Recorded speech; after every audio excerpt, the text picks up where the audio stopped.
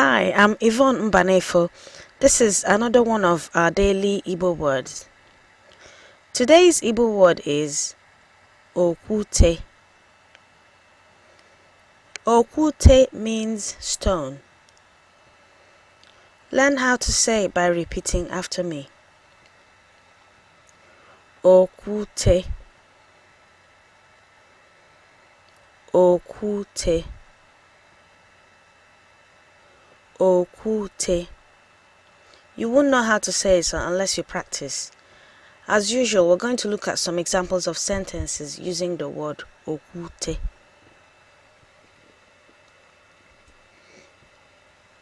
Ọ tukwasara okwute n'aka ya.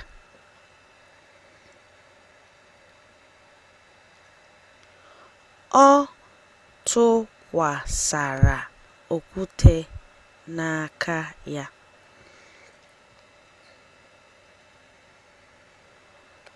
Ọ tụkwasara okwute n'aka ya.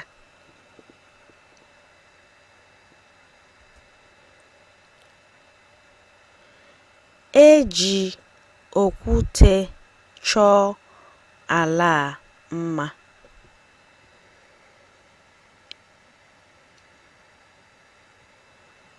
E ji okwute chọọ ala a mma.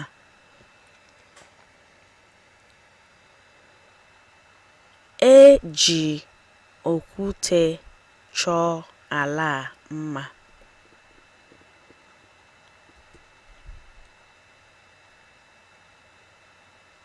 E ji okwute rụọ mgbidi ụlọ a.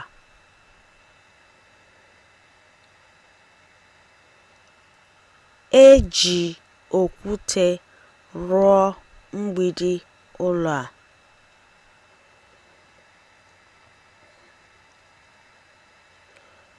E ji okwute rụọ mgbidi ụlọ a.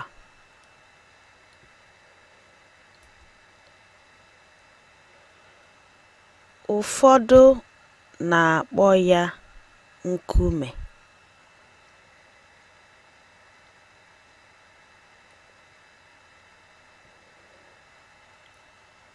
Ụfọdụ na-akpọ ya nkume.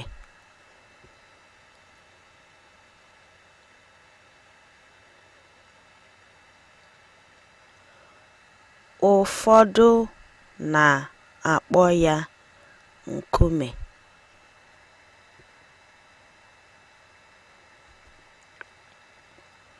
Okwute. Okwute. Okwute. I'm Yvonne Mbanefo, and that was one of our daily Igbo words.